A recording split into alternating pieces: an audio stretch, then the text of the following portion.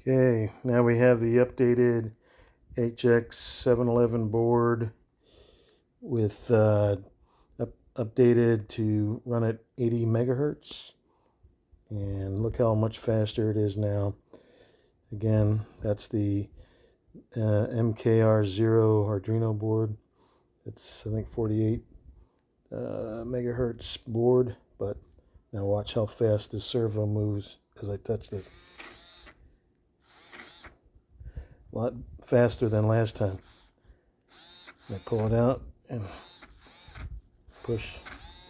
Here's I let go. Very sensitive.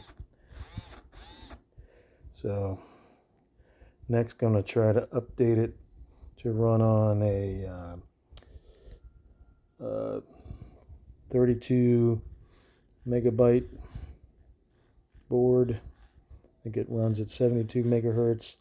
And then I have one, I think, that runs at 200 megahertz, I believe. So we'll see how much faster that is. Anyway, very quick, very responsive.